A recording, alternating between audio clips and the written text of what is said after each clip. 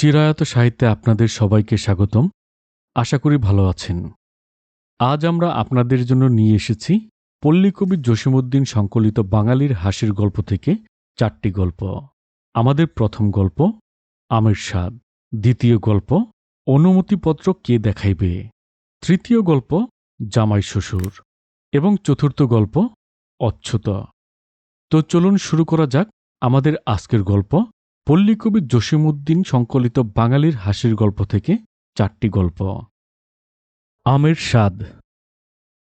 Iran Turan দেশের বাদশাহ দিল্লি জয় করিয়া বঙ্গ ভারতের বাদশাহ হইয়া বসিলেন। একদিন দরবারে বসিয়া আছেন, হঠাৎ তার উজিরকে ডাকিয়া বলিতে লাগিলেন, দেখো রে উজির, আমি লোকমুখে শুনিয়াছি এই ভারত মল্লকে এক প্রকার ফল আছে, তাহার নাম আম। যেমন তাহার খুশবু, খাইতেও তেমন মধুর। তুমি জলদি করিয়া আমার জন্য কয়েকটি আম লইয়া আসো। তখন শীতকাল, কোথাও আম পাওয়া যায় না। উজির জোর হাতে কুর্নিশ করিতে করিতে বলিল, বাদশায় নামদার, আলাম্পানা জাহাপানা, বান্দার গোস্তাকি মাপ করুন। এটা শীতকাল, এখন আম পাকে না, সুতরাং আম খাইতে হইলে জাহাপানাকে জ্যৈষ্ঠ মাস পর্যন্ত অপেক্ষা করিতে হইবে। উজিরের কথা শুনিয়া বাদশাহ গুৎসায় জ্বলিয়া উঠিলেন। কি, এত বড় দেশের বাদশাহ তিনি, যাহার হুকুমে বাগে গরুতে এক ঘাটে পানি খায়, তাহাকে কিনা সামান্য আম খাইতে জ্যৈষ্ঠ মাস পর্যন্ত অপেক্ষা করিতে হইবে? বাদশাহ আদেশ করিলেন, দেখো রে উজির, 7 দিনের মধ্যে তুমি যদি আম খাওয়াইতে না পারো তবে তোমার গর্দান কাটিয়া ফেলিব।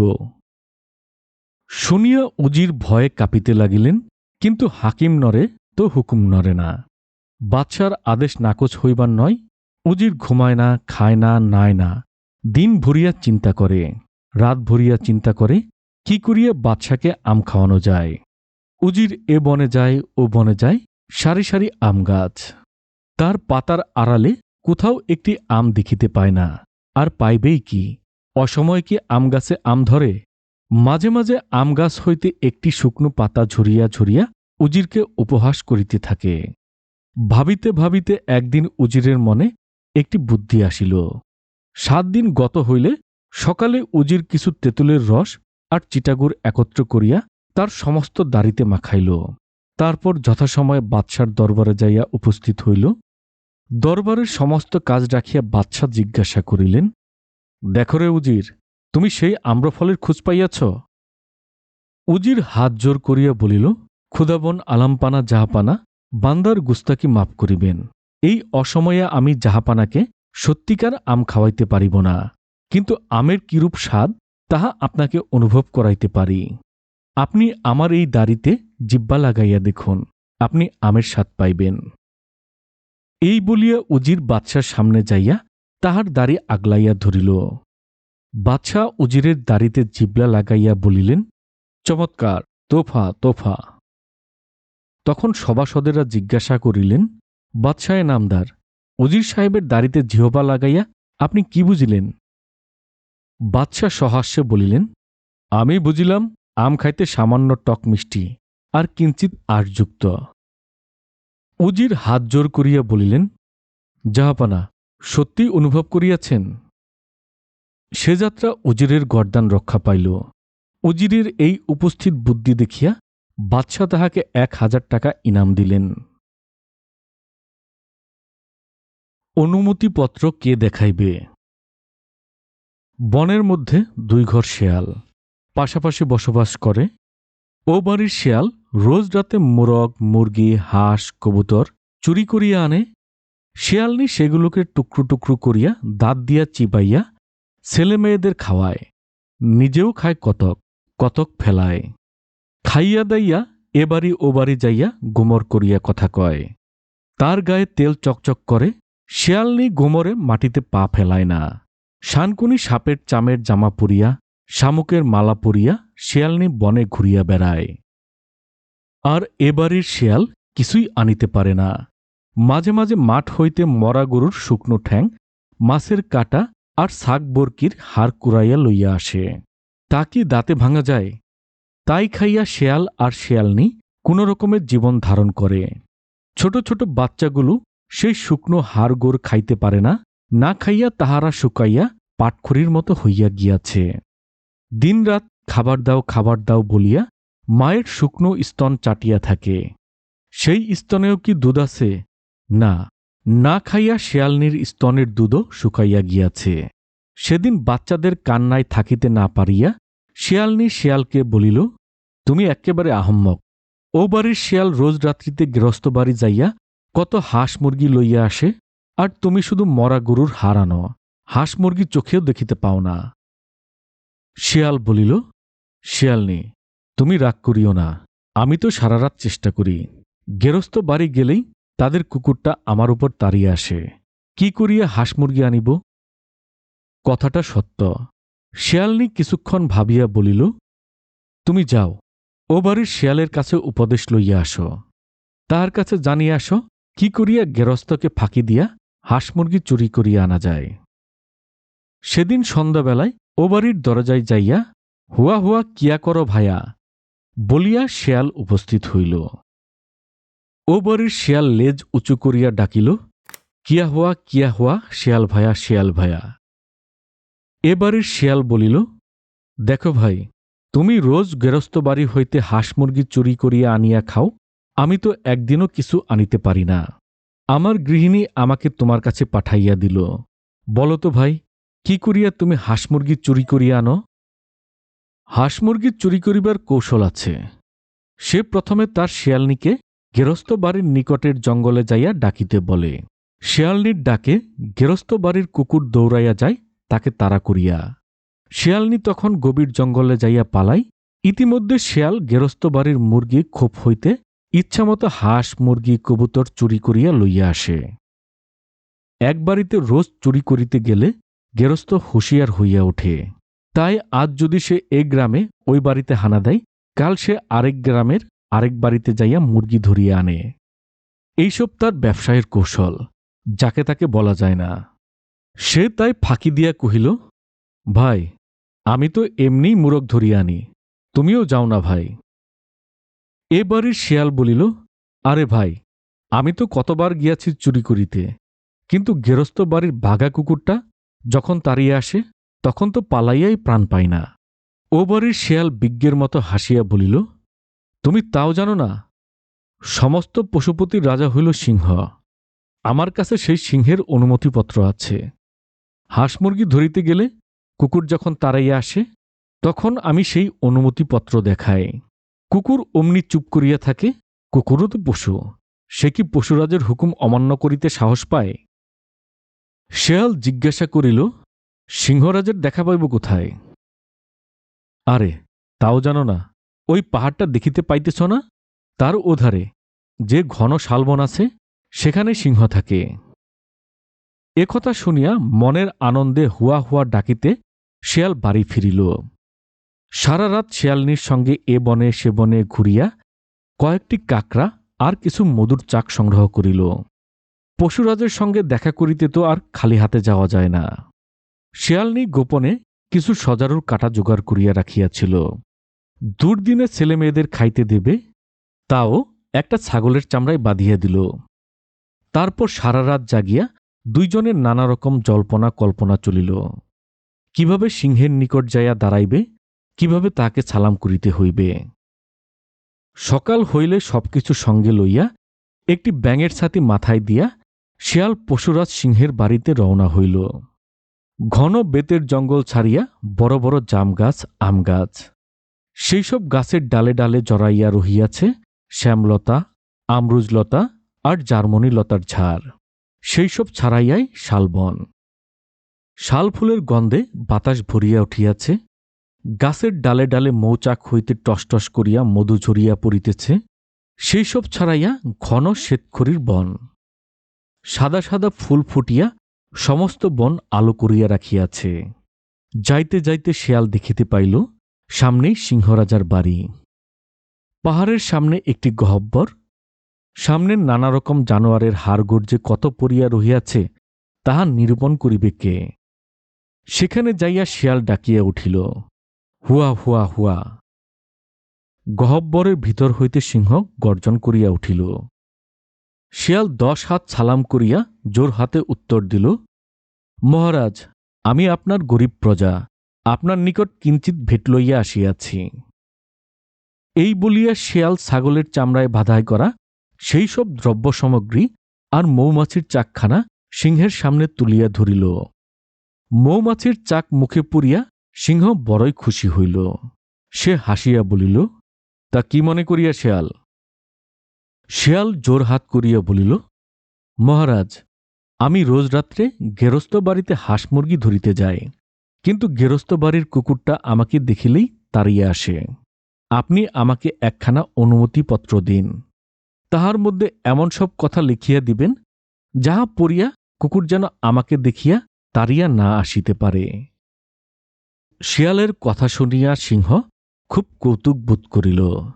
এমনভাবে তো কেহ তাহার কাছে অনুমতিপত্র চাহে না, কিন্তু কি করিয়া সিংহ অনুমতিপত্র লেখে? সে তো সত্যিই লেখাপড়া জানে না।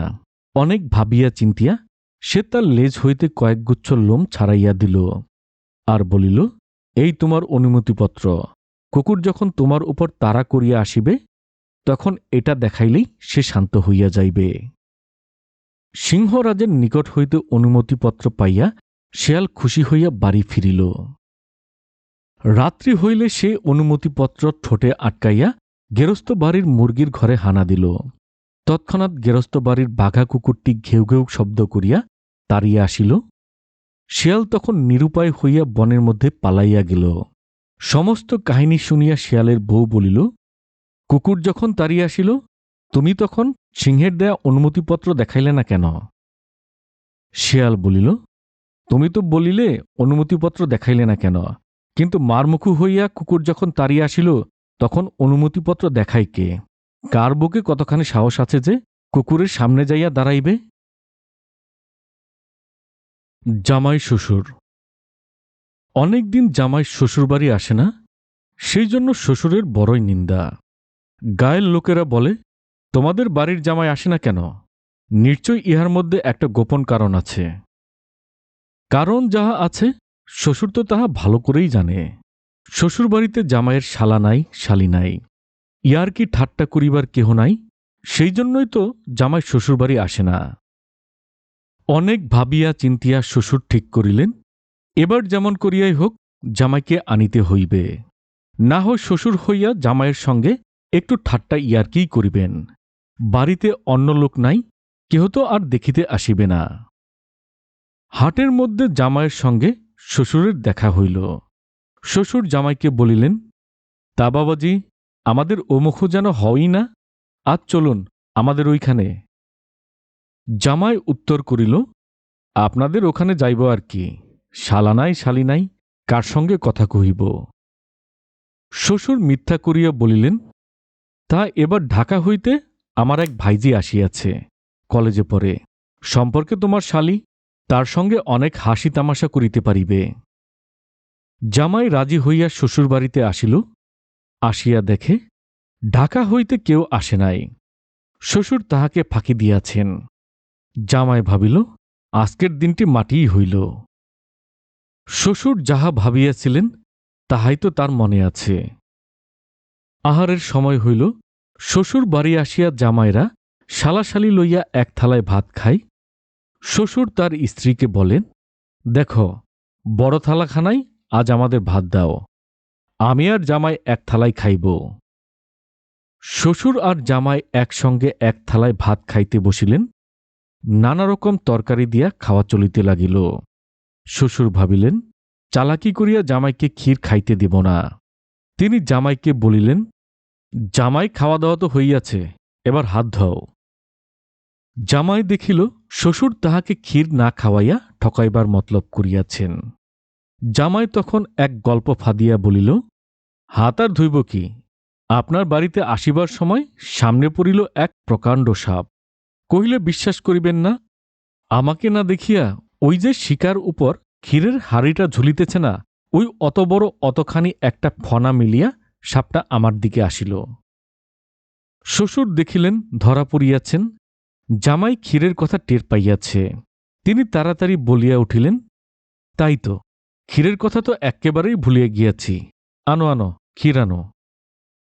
শাশুড়ি একটু মুচকি হাসিয়া তাড়াতাড়ি ক্ষীর আনিয়া দিলেন। ক্ষীরের সঙ্গে মাখাইবার জন্য কিঞ্চিৎ ভাতও দিলেন। জামাই ভাবিল, শ্বশুর আমাকে ক্ষীর খাওয়া হইতে বঞ্চিত করিতেছিলেন, এবার আমি তাহাকে ক্ষীর খাইতে দেব না। জামাই শ্বশুরের সঙ্গে গল্প করিলেন। এখনকার কলিকালের কথা আর কি বলিব, বউরা স্বামীকে মানিতেই চায় না। এই যে আপনাদের মেয়ে, যাহাকে আমি বিবাহ করিয়াছি, আমি যদি তাকে বলি এদিকে থাকো, সে ওদিকে যায়। বলিবার সঙ্গে সঙ্গেই তাহা দেখাইয়া দিবার অজুহাতে জামাই পাতের ক্ষীরটুকু নিজের দিকে টানিয়া লইয়া ভাতগুলো শ্বশুরের দিকে ঠেলিয়া দিল। শ্বশুর দেখিলেন ঠকাইবার মতলবে জামাই আমাকে ক্ষীর খাইতে দেবে না। আচ্ছা, দেখাইতেছি। উপদেশের ছলে শ্বশুর জামাইকে বলিলেন, তা বাবাজি, তোমরা ছেলে ছোকরা মানুষ, মিলমিশ হইয়াই থাকো, মিলমিশ হইয়াই থাকো।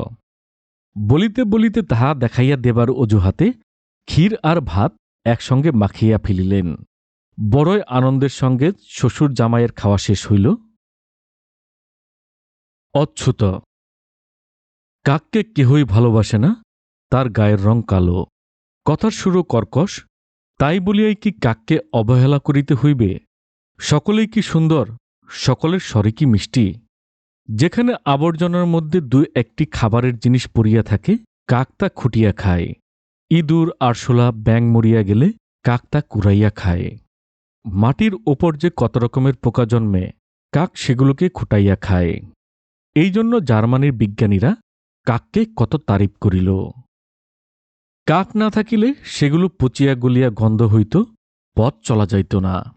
সবজি বাগানে শস্যের ক্ষেতে পোকা লাগে, অন্য পাখিদের মতো কাকও তাহাদের ধরিয়া খায়। সেই জন্যই তো বাগান ভরা এত রকমের সবজি, ক্ষেত ভরা এত রকমের শস্য। তবুও কাককে সবাই অবহেলা করে, কাছে আসিলে দূর দূর করিয়া তাড়াইয়া দেয়। কাকের ভারী ইচ্ছা করে আর সব পাখিদের সঙ্গে খুব ভাব করে, তাদের সঙ্গে মিশিতে পারিলে সে জাতে উঠিতে পারে। কিন্তু কে তাহার সঙ্গে বন্ধুত্ব করিবে? কোকিল যদিও কাকের মতো কালো, কিন্তু তাহার গানের সুর লইয়া কবিরা এত কিছু লিখিয়াছেন যে সে গোমরেই কাহারও সঙ্গে কথা বলিবে না। কাকাতুয়া, ময়না, বুলবুল এরাও ওই একই জাতের। কিন্তু কি করিয়া সে নিজের অচ্যুত নাম ঘুষাইবে? কি করিয়া সে দলে উঠিবে? ছোট চড়াই পাখিটা দুর্বা ঘাসের উপর খেলা করিতেছিল। কাক যাইয়া তাহাকে বলিল, চড়ুই ভাই, তুমি আমাকে তোমার জোটে লইবে? তুমি আমার বন্ধু হইবে? চড়ুই বলিল, কাক, তুমি অচ্যুত, সবসময় নোংরা থাকো, তোমার সঙ্গে কে বন্ধুত্ব করিবে? কাক বলিল, দেখো ভাই, আমি গরিব কাক, টাকা পয়সা নাই যে আর সব পাখিদের মতো রং বেরঙের পোশাক পরিব। আমি পথে ঘাটের কত নোংরা জিনিস খাই, সেই জন্যই আমি কিছুটা নোংরা। কিন্তু একথা মনেও রাখিও, আমি না থাকিলে পথে ঘাটে দুর্গন্ধ হইত, তোমরা চলিতে পারিতে না। দেখো ভাই, তুমি যদি আমার বন্ধু হও, তবে তোমার নিকট হইতে আমি পরিষ্কার পরিচ্ছন্ন থাকার শিক্ষা লইব। বুনিয়াদী ঘরের তোমরা আমাদের সঙ্গে মেশো না বলিয়াই তো আমরা ভালো হইয়া থাকিবার শিক্ষা পাই না। চড়ুই পাখি ভাবে একটা ছোট লোক আসিয়া কি বকর বকর করিতে লাগিল, কিন্তু সে বড় ঘরের ছেলে।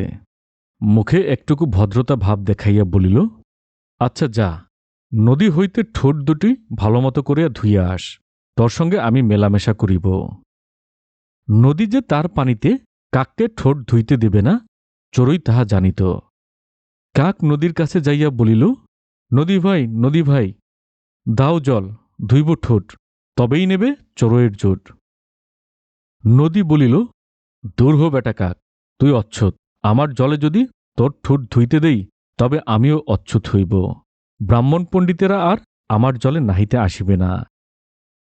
মুখখানা বেজার করিয়া কাক চলিয়া যাইতেছিল। নদীর একটুকু দয়া হইল, বলিল, দেখ কাক, একটি ঘটি লইয়া আয়, তাতে করিয়া জল তুলিয়া ঠোঁট ধোস। কিন্তু ঘটি কোথায় পাওয়া যায়? কাক কুমারের বাড়িতে গেল। কুমার ভাই, কুমার ভাই, দাও ঘটি, ভরব জল, ধুব ঠোঁট, তবেই নেবে চড়ুইয়ের জুট। কুমার বলিল, ঘটি তো নাই, তবে মাটি লইয়া যদি আসিতে পারিস তবে আমি ঘটি ঘরাইয়া দিতে পারি। কাক তখন মোষের কাছে যাইয়া বলিল, মোষ ভাই, মোষ ভাই, খুঁড়বে মাটি, ঘুরবে ঘটি, ভরবে জল, ধুব ঠোঁট, তবেই নেবে চোরয়ের জোট। মোষ বলিল, আমি কেমন করিয়া মাটি খুঁড়িব, রাখাল আমাকে ঘাস দেয় না, আজ 7 দিন কিছুই আহার করি না। কাক তখন মাঠের কাছে গেল, মাঠ ভাই, দে তো ঘাস খাবে মোষ, খুঁড়বে মাটি গড়বে ঘটি, ভরব জল ধুব ঠোঁট, তবেই নেব চোরয়ের জোট। মাঠ বলিল, ঘাস তো আছে, কিন্তু কাটিয়ে দেবে কে? কাক তখন রাখালের কাছে গেল, রাখাল ভাই, কাটো ঘাস খাবে মোষ, খুঁড়বে মাটি ঘুরবে গুটি, ভরবে জল ধুব ঠোঁট, তবেই নেবে চোরয়ের জোট। রাখাল বলিল, কি দিয়ে ঘাস কাটিব, আমার কাছে যে কাস্তে নাই।